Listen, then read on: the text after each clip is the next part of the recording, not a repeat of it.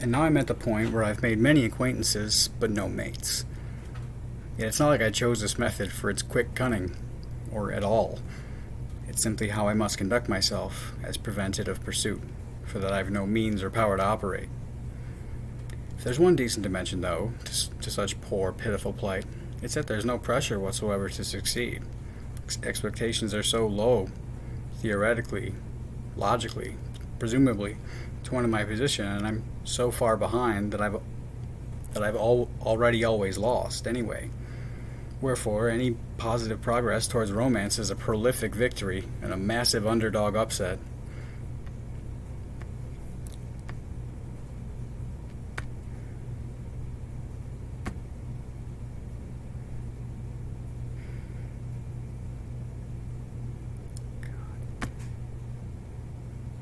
So that, though, there's no way that I can win to begin with, except that she should abundantly desire it so, unto as much as that I can keep playing hard to get forever, and as long as it takes, until she should finally realize that I'm the only one that she wants to be around, and before ever we might meet, that when she discovers that I'm penniless, I won't be still without value.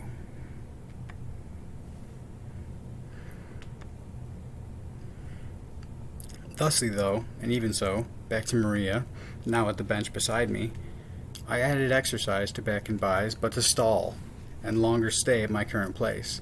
And Maria and I spent the first few minutes concentrating on not looking at each other, but becoming comfortable with our nearness.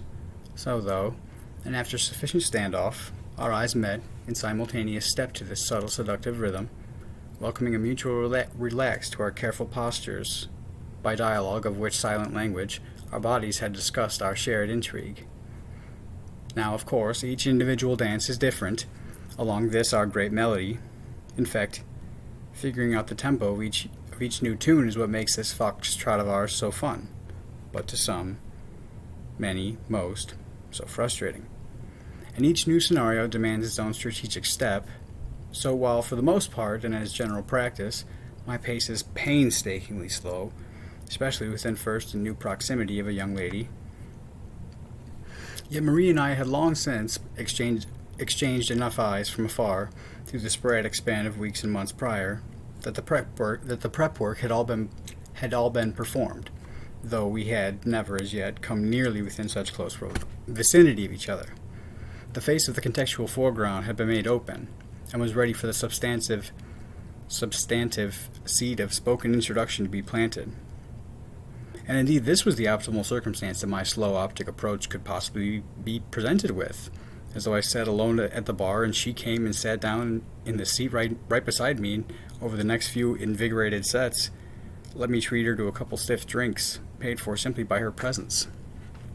And insomuch also that Maria is of rare, breathtaking quality, after the eyes we had played, which were so consistently and dutifully and suggestively and indulgently engaged between us theretofore, by now to so drastically sever the normative safe distance over which we had for so long prior played them, she could only, even so far as to say that a girl so special distinctly would not have, except that she expressly meant to, invite my interpretation of her invitation, that if I should let the moment slip by now, I would not seem subtle but scared, and would lose leverage and opportunity forever. So there was no deliberation on my part, nor ever was it a matter of if, but simply of what I should say. Yet I was in no hurry to speak, our eyes having made. I took my time deciding on discourse, while too, over the ensuing sets, I showed her what she might mate with if I should play my cards right.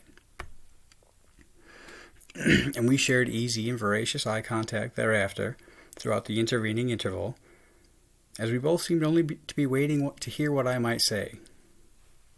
It's not that I'm procrastinating, though, as like impeded by pressure to come up with the perfect thing or some clever line to pitch like some salesman. As I said, there's no pressure without expectations. And besides, I'm well past pressure and anxiety and such idealizing pedestal placements of pining youth. But beyond that, and what's more, there is no clever line or magic string of words that one might conjure, in lieu of confidence displayed, which isn't more fully conveyed or betrayed by demeanor. I know that I'm worthy of her attention, Her affection, her sacred embrace, her loyal left hand, simply a matter of making her to know it. The fact that she's standing here at all, though, means that, based solely on sight, she's willing, at the very least, to humor an attempt. So there's no apprehension or insecurity, and I know that I can say anything, really. Granted, it's a rational thought, and I'm not shouting or slobbering profusely as I say it, but so long as Maria and I are introduced, and the pivotal purpose will be accomplished. And so it comes down to just waiting patiently for a more precise right moment, to seem not too eager or overwhelming to her, and for the most proper time that I must either swing or step away from the plate. So for the next few minutes, we busy ourselves with our individual workouts, while our eyes maintain their devoted dialogue. But before too long, though, as I'm just about finishing up, I finally for a moment allow my eyes to light and linger upon, and so admire her, as Maria, she allows my bold inventory, and to adore her as she finishes a set. And so as I look upon her, I don't just notice, but more I'm struck.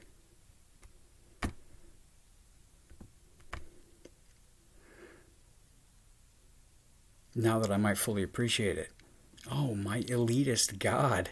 Such a holy, glorious halo adorns her head. Such hair of radiant flare upon this angel so fair. I'm serious, she might have been ready to attend prom that night, or some high-class gala, by the marvelous, immaculate composure of her hair in thick, voluminous, long, luscious, swirling curl tresses. Maria shortly finished her set though, and as she did, I looked away, giving her a moment to compose herself, before turning upon her then my gaze, but this time with the intention of eliciting her eyes, and gaining her direct attention, which ensuing solicitation, to put it romantically, she too could sense was coming quickly. Another moment later, our eyes met. Hers were bright and welcoming, accommodating with the extended attention that I, with mine, entreated. After a cheery preface, "Hi there," "Hello," a slight accent to her smiling response. As I begged her pardon, "I hope you won't mind my saying, but I couldn't help notice, though, how gorgeously you've done your hair. Oh, thank you. Truly something spectacular." Her blushing, receptive smile and the fluttering eyelashes, long and regal like the feathers of an eagle, of her big, brilliant, flashing eyes, indicative of her gracious but gratified flattery. I'm dumbfucked. Maria. A delicate, tender cupping, acquainting, embrace of our fingers without palm. How long did that take to achieve, Miss Maria? Because, I'm being honest, it looks like you might leave here and go straight to a photo shoot. Actually, this is how it was when I woke up, woven with her giggling. My eyes abruptly wider, and my brow raised, like stunned, suddenly incredulous. That's your bedhead? My pronounced, astounded inflection flabbergasted unto flirtatious effect, emphatic of awestruck disbelief. Her giggling confirmation humbly embarrassed unto gracious effect, grateful effect, graceful effect, significative again of her modest but flattered glee. And so Marie and I spent a couple brief, formal minutes steadily engaged in easy conversation.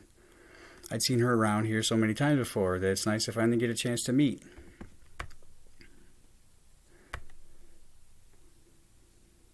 She agreed. She was from Aurora, and so indeed from around here. Me, I live in Yorkville.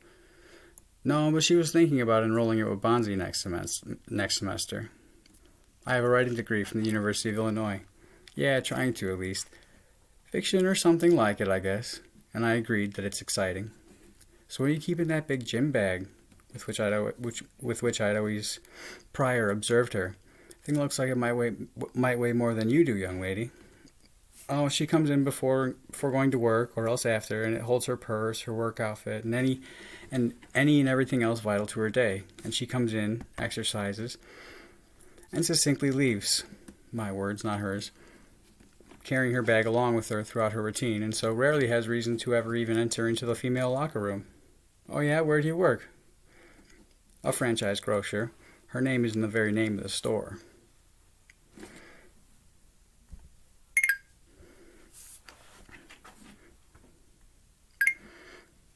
Her name is in the very name of the store. One of the nice ones, upper echelon. A safe, comfortable, happy environment. One of the secure places for pretty women to shop. Somewhere like where someone wonderful belongs under employment, but ought not be asked or expected to do too much, but ought to be paid to simply be visually present. My words, not hers, as the volume of male shoppers has steadily increased, undoubtedly, since Maria started working there, and I'm hardly kidding. No, I've never shopped there. But that's so sweet of you to suggest that I seem classy enough to might have, or maybe do. But as it is, they'd see me redeeming a coupon, and would be forced to have me escorted out. No, her light laughter amused with my self-depreciation. I should come in. They have really great free samples. Perhaps I'll do that sometime. And not long thereafter, before I overstayed my welcome, or our exchange were at all exhausted of its healthy momentum, I feigned conscientious consideration, claiming to have taken up enough of her time, and to hence monopolize no more of it, but would let her return to her regimen. I then expressed how good it was, and how thoroughly I enjoyed having finally met her, along with my hopes that we might perhaps continue our conversation if we should run into each other again in the future. To which proposition Maria kindly consented and agreed that it'd be nice, and so farewell until then.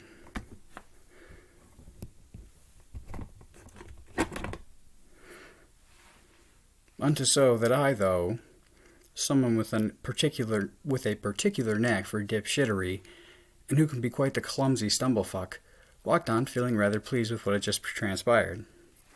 As we adjourned and went our separate ways for the day, skip ahead and I went in again, only a little earlier in the afternoon, probably 2 days later, as Maria was still fresh in my mind.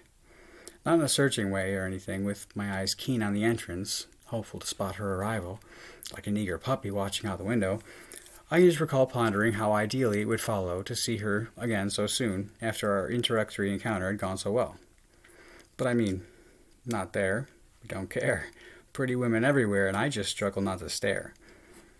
Likewise, when I walked in, and saw that there were plenty around, well worthy of my full attention, I went about my walking warm-up and my weight training workout, more than preoccupied with scouting the local talent. A full roster of all-star aesthetic. A stacked lineup of comely connoisseurs. Fine, feminine experts, well skilled in the act of beauty. Masters, all of them, of making men to fantasize, and daydreams to materialize.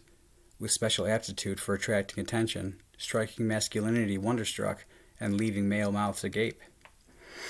That by the time I withdrew into the intimate enclosure, and onto the glossy wooden floor seclusion of the facility's group fitness room, to lose my mind and go crazy with vigorous cardio program of sheer insanity, Marie was nowhere near my mind, but now so soon an afterthought, a pipe dream already abandoned, and since quickly dismissed, as I had my serious doubts all along, and was soon, if not immediately skeptical after having met her, albeit still cautiously optimistic nonetheless, that they would ever allow someone so exceedingly exceptional as Maria to become anything to me beyond more than mere acquaintance.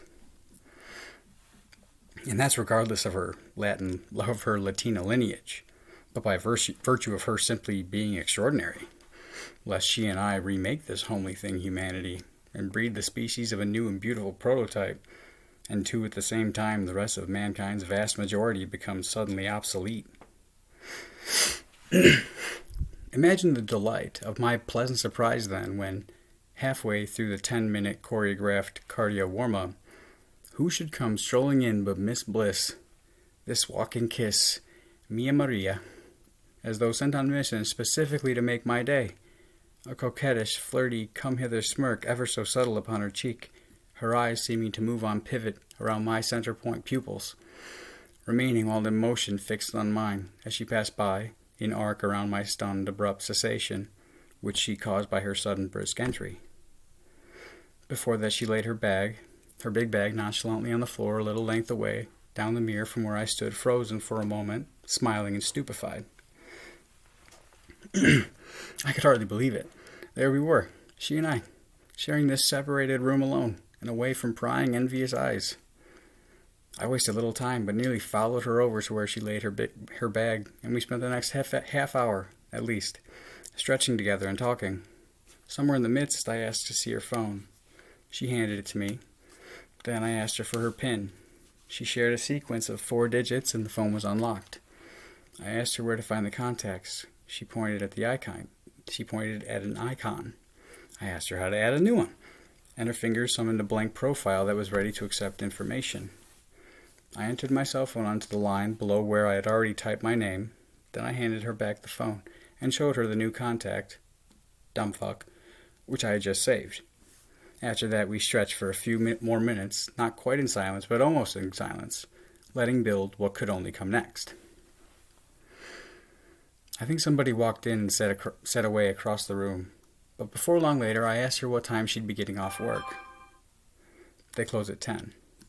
And then what she usually does, and then what she usually does afterwards when she gets off. Well, usually, she goes home to her son. You have a son? My eyes wide, stunned, surprised. Yeah, he's 5. Her words elongated with apologetic sentiment. Well, I began, after the blinking, bewildered moment that it took to process the catastrophe. You certainly wear motherhood absolutely wonderfully. Her feigned, smiling gratitude, now displayed with condolence also. Wait, it suddenly occurred to me to ask. Does that mean do you have a husband? No, we're talking about it. But you live with the boy's father. Yes. Oy vey. Oy vey. Squeezing my eyes tightly shut, as though dealt a heavy blow. I know, I should have said so sooner. Yes. Trailing off and my eyes away from her. Yes. I quickly resumed demeanor, though, and put away dismay, yet my muscles now suddenly sufficiently elastic, or about as limber as they were likely to get, and with very little more delay. Well, Miss Maria, despite these dismal tidings, believe me how thoroughly I've enjoyed getting a little to know you, and I hope there are no hard feelings, but I suppose I ought go lick my wounds. That's all right, and I'm sorry. No, please. I hope we can still wave and maybe say hi if we should see each other passing by. Yeah. Holy shit, there's a little mouse right there. What's up, buddy? Are they giving me the bubonic? Probably. That's all right, and I'm sorry. No, please. I hope we can still wave and maybe say hi if we should see each other passing by. Yeah. Her voice, when I hear it in hindsight, half relieved that I was without anger or anguish, half regretful that I were not more hurt. Look at this little guy. Come on, buddy. What do you want from me? Guy, don't go where I live. That's not in the story. That's a real mouse. Mr. Bojangles, what you doing over there, brother? All right, you take that. There's a little peanut there. Took it scared away. All right, buddy, you keep that.